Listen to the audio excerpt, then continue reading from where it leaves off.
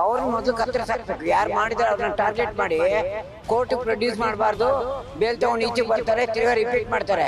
ಹೊಡೆದ್ರೆ ಅವ್ರಿಗೆ ಕೈ ಕಾಲು ಮುರಿದೋಗಿ ಹೊಡಿಬೇಕು. ಏನಾದ್ರು ಒಂದು ಇದಾದ್ರೆ ಬರೀ ಗುಂಪಾಗೆ ಬರ್ತಾರ ಅವರು.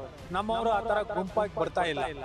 ಆದ್ರೆ ಗುಂಪಾಗಿ ಬರ್ಬೇಕು ಯಾಕಂದ್ರೆ ನಮ್ಗೆ ಯಾವಾಗ್ಲೂ ಧರ್ಮ, ಆ ಧರ್ಮದ ತರ ಎಲ್ಲರೂ ನಡ್ಕೋಬೇಕು. ಮನುಷ್ಯರು ಯಾವ ತರ ಆಗಿದಾರೆ ಅಂದ್ರೆ ಇರೋದು ನಾವು ಪೂಜೆ ಮಾಡ್ತೀವಿ, ಪೂಜೆ ಮಾಡೋದಕ್ಕೆ ಅವ್ರು ಈ ತರ ಮಾಡ್ತಾ ಇದಾರೆ ಅಂದ್ರೆ ನಾವೇನಂತ ಹೇಳಕ್ಕಾಗುತ್ತೆ? ಅದ್ ಕೇಳಿ ನೋಡಿದ್ದು ವಿಡಿಯೋ ಎಲ್ಲ ನೋಡಿದ್ದು ನಮ್ಗೆ ಬೇಜಾರು. ಆ ತರ ಎಲ್ಲ ಮಾಡಿದವ್ರಿಗೆ ತಕ್ಕ ಶಿಕ್ಷೆ ಕೊಡ್ಬೇಕು. ಏನ್ ಹೊಟ್ಟೆ ಉರಿಯುತ್ತೆ, ಅವ್ರ ಹತ್ರ ಜಗಳ ಮಾಡಕ್ ಆಗೋದಿಲ್ಲ ಅಲ್ವಾ? ಅವ್ರದ್ದು ಏನಾದ್ರು ಒಂದು ಇದಾದ್ರೆ ಬರೀ ಗುಂಪಾಗೆ ಬರ್ತಾರೆ ಅವ್ರು. ನಮ್ಮವರು ಆ ಥರ ಗುಂಪಾಗಿ ಬರ್ತಾ ಇಲ್ಲ.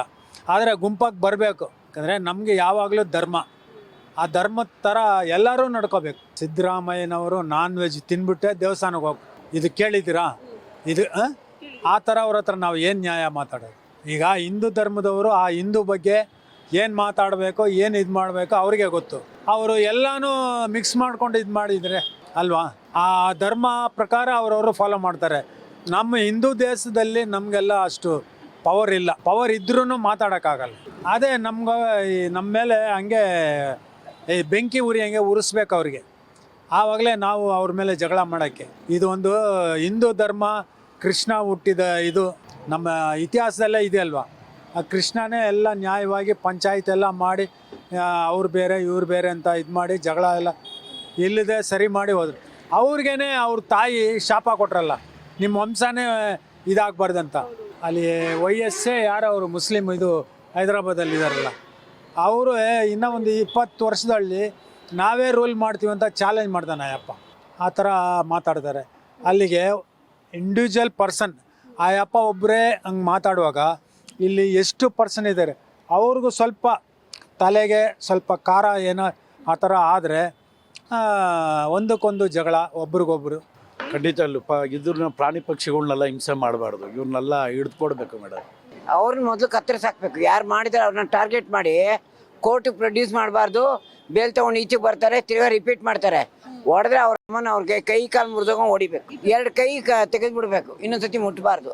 ಅದು ಪಾಠ ಆಗಬೇಕು ಜನಕ್ಕೆ ಅಷ್ಟೇ. ಎಲ್ಲೋಗೋದೇನು ಮನುಷ್ಯತ್ವ ಸತ್ತೋಗಿದೆ, ಯಾವತ್ತೋ ಸತ್ತೋಗಿದೆ. ಬರೀ ಇದೆಲ್ಲ ಡ್ರಾಮಾ ಆಗ್ತಾ ಇದೆ ಅಷ್ಟೇ. ಶೋ ಆಫ್ಗೆ ಬದುಕು ಜೀವನ ಅಷ್ಟೇ, ಬೇರೆ ಏನಿಲ್ಲ. ನಮ್ಮ ಕಾಲದಲ್ಲೆಲ್ಲ ಅದು ನಡೆದಿದ್ದ. ನಾವು ಗೋಮಾತೆ ಅಂದ್ರೆ ಇವತ್ತಿಗೂ ಅಲ್ಲಿ ನಿಂತ್ಕೊಂಡ್ರೆ ಕೈ ಬಾಲ ಮುಟ್ಟಿ ನಮಸ್ಕಾರ. ಯಾಕೆಂದರೆ ಅವಳ ಆಶೀರ್ವಾದ ಒಂದು ಇದ್ದರೆ ಸಾಕು, ಎಲ್ಲೋ ಮುಟ್ತೀವಿ. ಅದು ದೇವತೆ, ಅದನ್ನು ಕರ್ಮ ಕಟ್ಕೊಂಡವ್ರೆ ಅದನ್ನೆಲ್ಲ ಮುಟ್ಟೋದು. ತಪ್ಪು ಮಾಡ್ತಾ ಇದ್ದಾರೆ, ಅದು ಇನ್ನೂ ಅರ್ಥ ಆಗ್ತಾ ಇಲ್ಲ.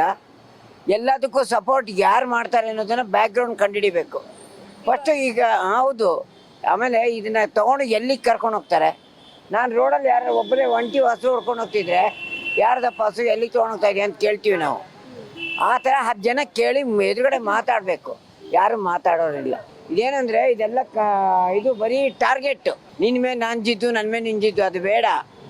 ನಮಗೇನು ಬೇಕು, ನಾವು ನಮ್ಮ ಹಸುಗಳನ್ನ ಫಸ್ಟು ಈಗ ರೋಡಲ್ಲಿ ಬಿಡೋದು ನಿಲ್ಲಿಸ್ಬೇಕು. ಹಸುಗಳಿಗೆ ಹಾಲು ಕರ್ಕೋತಾರೆ, ಮಾರ್ತಾರೆ, ದುಡ್ಡು ತಗೋತಾರೆ, ಮನೆ ಕಟ್ತಾರೆ. ಆ ಹಸುಗಳಿಗೆ ಹಿಂದಿನ ಕಾಲದಲ್ಲಿ ಮನೆಯಿಂದ ಆಚೆಗೆ ಬಿಡ್ತಿರ್ಲಿಲ್ಲ. ಒಣ ಹುಲ್ಲು, ಹಸಿ ಹುಲ್ಲು ಎಲ್ಲ ತಂದು, ಆಮೇಲೆ ಇದನ್ನೆಲ್ಲ ತಂದು ಮನೇನೆ ಊಟ ಹಾಕ್ತಾಯಿದ್ರು. ಇವಾಗ ಅದು ಮಾಡಲ್ವಲ್ಲ, ಎಲ್ಲ ರೋಡಿಗೆ ಬಿಟ್ಬಿಡ್ತಾರೆ. ಇವಾಗ ಇವ್ರಿಗೆ ವಯಸ್ಸಾದ್ಮೇಲೆ ಇವ್ರ ಅಪ್ಪ ಅಮ್ಮ ಇವ್ರನ್ನ ಕಡ್ದ್ಬಿಟ್ಟು ಅದು ಹೆಣ ಮಾಡಿ ಬಿಸಾಕ್ತಾರ ಇಲ್ವಲ್ಲ?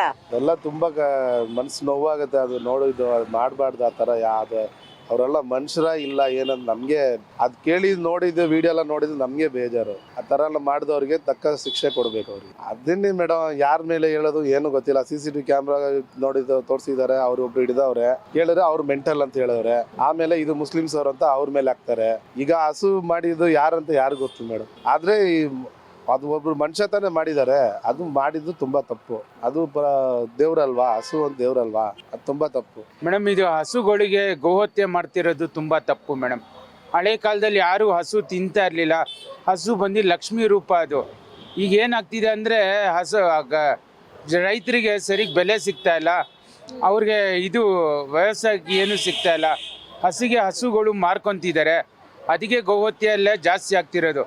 ದಯವಿಟ್ಟು ನಮ್ಮ ಕರ್ನಾಟಕದವರೆಲ್ಲ ಎದ್ದು ಗೋಹತ್ಯೆ ಇದು ರೈತರಿಗೆ ಕರೆಕ್ಟು ಇದು ಮೆಡಿಸನ್ಸು ಮತ್ತು ಅದಕ್ಕೆ ಊಟ ಎಲ್ಲ ಕರೆಕ್ಟಾಗಿ ಗೌರ್ಮೆಂಟ್ ಅವ್ರು ಕೊಟ್ಟರೆ ಯಾರು ರೈತರು ಹಸುಗಳು ಮಾರಕ್ಕೆ ಹೋಗಲ್ಲ, ಮತ್ತೆ ನಮ್ಗೇನು ಕಷ್ಟ ಬರಲ್ಲ ಮೇಡಮ್ ಅದು ತಪ್ಪು ಮೇಡಮ್. ಹಸುಗ್ ಮಾಡಿರೋದು ಯಾರು ಮಾಡಿದ್ದಾರೆ ಅದು ನಮಗೆ ಗೊತ್ತಿಲ್ಲ, ಅದ್ರ ಬಗ್ಗೆ ನಾವು ಮಾತಾಡಬಾರ್ದು. ಆದರೆ ಮಾಡಿರೋರಿಗೆ ಭಗವಂತ ಮೇಲ್ ಕೂತಿದ್ದಾನೆ, ಅವ್ರಿಗೆ ಶಿಕ್ಷೆ ಕೊಟ್ಟೇ ಕೊಡ್ತಾನೆ ಮೇಡಮ್. ನಮ್ಮ ಗೌರ್ಮೆಂಟ್ ಅವ್ರು ಏನು ಮಾಡ್ತಾರೆ ಅಂದರೆ, ಓ ಇವನ ಒಂದು 6 ತಿಂಗಳು 7 ತಿಂಗಳು ಅವನ ಬಗ್ಗೆ ಇದು ಮಾಡಿಸ್ತಾರೆ ಕೋರ್ಟಲ್ಲಿ, ಆಮೇಲೆ ಅವ್ನಿಗೆ ಹಂಗೆ ಕಾಸು ಇಸ್ಕೊಂಡು ಮುಚ್ಚಿಬಿಡ್ತಾರೆ. ಅವನಿಗೆ ಎದುರುಗಡೆ ನಿಲ್ಲಿಸಿ ಅವನಿಗೆ ಶಿಕ್ಷೆ ಕೊಟ್ಟರೆ ಜನರಿಗೆ ಗೊತ್ತಾಗುತ್ತೆ, ನೆಕ್ಸ್ಟ್ ಯಾರೂ ಮಾಡಲ್ಲ. ಓ ಇವನು ಮಾಡಿದಾರಪ್ಪ, ನಾವು ಮಾಡೋಕೆ ಹೋದರೆ ನಮಗೂ ಇದೇ ಥರ ಆಗುತ್ತೆ. ಕಠಿಣ ಕ್ರಮ ಇದು ತಗೋಬೇಕು ಮೇಡಮ್ ಗೌರ್ಮೆಂಟ್ ಅವರು. ಮೇಡಮ್ ಇವಾಗ ಇದು ಬಂದು ಇವಾಗ ಹೊಸದಾಗಿ ಇವ್ರು ಮಾಡ್ತಾ ಇಲ್ಲ. ನಮ್ಮಲ್ಲಿ ಏನು ಮಾಡವ್ರೆ, ಭಾಳ ವರ್ಷಗಳಿಂದ ಇದು 20 ವರ್ಷ ಬಿಟ್ಬಿಟ್ಟು ಇನ್ನೊಂದು ಏನು ಮಾಡ್ತಾರೆ ಗೊತ್ತಾ, ಫಸ್ಟ್ ತಪ್ಪು ಇವ್ರದ್ದು. ಹಸುಗಳಿಗೆ ನಮ್ಮಲ್ಲಿ ಕಾಯಿಲೆ ಬಂದರೆ ಒಂದು ಮಣ್ಣಲ್ಲಿ ಹಾಕಬೇಕು, ಇವರೇ ತಗೊಂಡೋಗಿ ಬೇರೆಯವ್ರು ಮಾರ್ತಾರೆ. ಇದೊಂದು ತಪ್ಪಾಗಿದೆ. ಇದು ಇವಾಗಿಂದಲ್ಲ, 30 ವರ್ಷದಿಂದ ಇದೆ. ಫಸ್ಟ್ ಅದು ತಪ್ಪು, ಅದು ನಿಲ್ಲಿಸ್ಬೇಕು. ಇವರು ಕಾಯಿಲೆ ಬಂದು ಅದನ್ನು ಮಾರೋದು ಅವೆಲ್ಲ ಬಿಟ್ಬಿಡ್ಬೇಕು. ಅವ್ರೇನು ಹೇಳ್ತಾರೆ ಇವಾಗ ನಿಮಗೆ, ನೋಡು ಇವ್ರಿಗೆ ಬಂದಿದೆ ಮಾರ್ಬಿಟ್ರು ನಮಗೆ, ಅದನ್ನು ಫಸ್ಟು ನಿಲ್ಲಿಸ್ಬೇಕು. ಮಣ್ಣಲ್ಲಿ ಏನು ಮಾಡಿ ಒಬ್ಬೊಬ್ಬರು ನೋಡಿ ವಿಶ್ವಾಸದಲ್ಲಿ ಅಳೋದು ಹಾಕ್ತಾರೆ, ಮುಗಿತಾರೆ. ಇಲ್ಲಿ ಅದನ್ನು ಮಾಡ್ತಾ ಇಲ್ಲ, ಅದು ಫಸ್ಟು ನಮ್ಮ ತಪ್ಪಿದೆ. ನೀವೇ ನೋಡಿ ಎಲ್ಲ ಕಡೆ ಕೊಡ್ತಾ ಇದ್ದಾರೆ ಆಲ್ರೆಡಿ, ಅದನ್ನು ನಿಲ್ಲಿಸ್ಬೇಕು. ಅದು ಮಾಡ್ತಾರಂದರೆ ಅವರು ಇದನ್ನು ಏನು ಮಾಡ್ತಾವ್ರೆ ಅಂದರೆ ಬೇಕಂತ ಇವಾಗ ಒಂದು ಬೀದಿ ಗಲಾಟೆ ಆಗಬೇಕು ನಮಗೆ, ಅದನ್ನು ಗಲಾಟೆ ಹುಡ್ಸೋದು ಇವರು ಹಿಂಗೆ ಮಾಡಿ ಏನೋ ಒಂದು ಗಲಭೆ. ಇವಾಗ ಶಾಂತಿ ರೀತಿ ಚೆನ್ನಾಗಿದೆ, ಇವಾಗ ಶಾಂತವಾಗಿ ಎಲ್ಲ ಕಡೆ ಎಲ್ಲ ಚೆನ್ನಾಗಿದೆ, ದೇವಸ್ಥಾನ ಎಲ್ಲ ಚೆನ್ನಾಗಿ ಪೂಜೆಗಳನ್ನೆಲ್ಲ ನಡೀತಾ ಎಲ್ಲ ಚೆನ್ನಾಗಿದೆ. ಇದನ್ನು ಇವಾಗ ಇವರು ಬೇಕಂತ ಮಾಡ್ತಾ ಇರೋದು, ಶಾಂತವಾಗಿ ಇರಬಾರ್ದು ಅಂದ್ಬಿಟ್ಟು. ನೋಡಿ ಮುಸ್ಲಿಮ್ ಅವರು ಇವಾಗಿಂದ ಇಲ್ಲ, ನಾವು ಇರೋದನ್ನ ಹೇಳ್ತಾ ಇದ್ದೀವಿ. ಮುಸ್ಲಿಮ್ ಅವರು ಆವಾಗ ಇವರು ಬೆಳೆಸ್ಕೊಂಡು ಬಂದವ್ರೆ, ಎಲ್ಲರೂ ಬಿಟ್ಟವ್ರೆ, ಅದು ನಾವೇನು ಮಾಡೋಕ್ಕಾಗ್ತಾಯಿಲ್ಲ.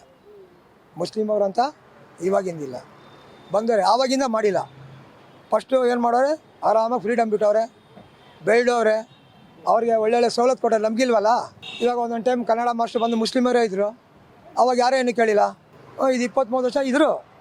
ಎಲ್ಲ ಮುಸ್ಲಿಮರು ಹೇಳೋಕೆ ಹೋದರೆ ಮಾಸ್ಟ್ರುಗಳು ಸ್ವಲ್ಪ ಕನ್ನಡದಲ್ಲಿದ್ದಾರೆ, ಎಲ್ಲಾದರೂ ಇದ್ದಾರೆ. ಬಿಟ್ಟಿರೋದು ಯಾರು, ನಮ್ಮವರು.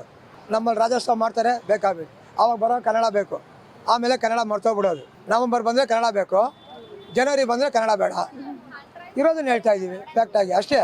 ಅದನ್ನೇನು ಹೇಳ್ತೀವಿ ಅಂದರೆ, ಹಸುಗಳನ್ನ ಯಾವುದೇ ಕಾರಣಕ್ಕೂ ಕಾಯಿಲೆ ಬಂದರೂ ಮಾರಬಾರ್ದು, ಸತ್ರು ಕೊಡಬಾರ್ದು. ಸತ್ರು ತಗೊಂಡೋಗಿ ಮಾಡ್ತಾರೆ, ಮಾಂಸ ದುಡ್ಡು ಬರುತ್ತೆ, ಅದನ್ನು ಫಸ್ಟು ನಿಲ್ಲಿಸಿ.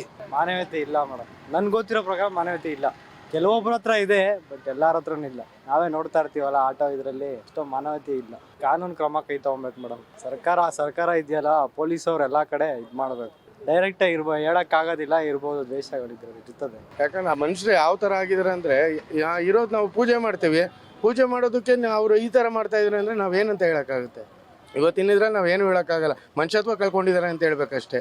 ಬೇರೆಯವ್ರಿಗೆಲ್ಲ ಈಗ ನಾವು ಒಂದು ಪ್ರಾಣಿ ಸಾಕ್ತೀವಿ, ಅದಕ್ಕೆ ನಮ್ಮನ್ನು ಸಾಕೋದೇ ದೊಡ್ಡ ಕಷ್ಟ ಆಗಿದೆ. ಇನ್ನು ಪ್ರಾಣಿಗೆ ನಾವು ಅಷ್ಟೊಂದು ಬೆಲೆ ಕೊಟ್ಟಿಲ್ಲ ಅಂದರೆ ಇನ್ನು ವೇಸ್ಟ್ ಅಲ್ವಾ ಅದು. ಸರ್ ಈಗ ಗೌರ್ಮೆಂಟೇ ಸಪೋರ್ಟ್ ಇದೆ, ಅಷ್ಟೆಲ್ಲ ನೀವು ಲೀಗಲಾಗಿ ನಡೀತಾನೆ ಇದೆ. ಎಷ್ಟೇ ಇವರೆಲ್ಲ ಪ್ರಯತ್ನ ಪಟ್ಟರು ಕೂಡ ನಿಲ್ಸೋಕ್ಕಾಗ್ತಿಲ್ಲ ಅಂದರೆ ಈಗ ಗೌರ್ಮೆಂಟೇ ಅದಕ್ಕೆ ಹೊಣೆ ಅಂತಲೇ ನಾವು ಹೇಳ್ತೀವಿ. ಬೇಕಾದ್ರೆ ಈಗ ನಮ್ಮಂಥವ್ರು ಏನಂತ ಥಿಂಕ್ ಮಾಡ್ತೀವಿ, ಗೌರ್ಮೆಂಟ್ ಸಪೋರ್ಟ್ ಇಲ್ಲದೆ ಹೆಂಗೆ ತೊಗೊಂಡು ಹೋಗ್ತಾರೆ. RTO ಚೆಕ್ ಪೋಸ್ಟ್ ಇದೆ, ಬೇರೆ ಇದೆ, ಎಲ್ಲ ಇದೆ, ಆದರೂ ಕೂಡ ಅವ್ರು ಮಾಡ್ತಾ ಇದ್ದಾರಲ್ಲ, ಅದು ಲೀಗಲ್ ಅಂತಲೇ ಹೇಳ್ಬೋದಲ್ವ. ಅದು ಎಷ್ಟು ಕ್ರೂರವಾಗಿ ಮಾಡಿದ್ದಾರೆ. ಎಂಥವ್ರಿಗೆ ಆದರೂ ಒಂದು ಮನುಷ್ಯತ್ವ ಅನ್ನೋದು, ಅದನ್ನು ಮಾಡೋದಕ್ಕೂ ಕೂಡ ಅದು ನಮಗೆ ಕೇಳೋದಕ್ಕೆ ಒಂಥರ ಆಗುತ್ತೆ. ಇನ್ನು ನೋಡಿದವರು ಅವ್ರು ಮಾಡ್ತಿದ್ದಾರೆ ಅಂದರೆ ಇನ್ನೆಂಥ ಕಟುಕರು ಅಂದರೆ ಇಂಥವ್ರನ್ನ ಇದ್ದರೆ ದೇಶದಲ್ಲಿ ಇರೋದು ಇಂಥವ್ರಿಂದನೇ ಇವತ್ತು ಎಲ್ಲ ಹಾಳಾಗೋಗಿರೋದು ಅಷ್ಟೇ. ಜಾತಿ ಗಲಭೆ ಇದರಿಂದನೇ ಮೇಡಮ್. ಈಗ ಹೇಳ್ತಾರೆ, ಈಗ ನಾ ಹಿಂದೂಗಳು ಕಂಡ್ರೆ ಅವ್ರಿಗಾಗಲ್ಲ ಅಂತ ಇವರೇ ಸೃಷ್ಟಿಸ್ಕೊಂಡಿದ್ದಾರೆ. ಬಟ್ ಇರೋರು ಚೆನ್ನಾಗಿದ್ದಾರೆ, ಯಾರೂ ಕೆಟ್ಟವರು ಅಂತ ಹೇಳೋಕ್ಕಾಗಲ್ಲ. ಬೆಳೆಯೋ ವಾತಾವರಣದಲ್ಲಿ ಬೆಳೆದ ಮೇಲೆ ಯಾರ ಜೊತೆ ಇದ್ದಾರೋ ಅದ್ರ ಮೇಲೆ ನಡ್ಕೊಂಡು ಹೋಗುತ್ತೆ ಜೀವನ ಅಷ್ಟೇ.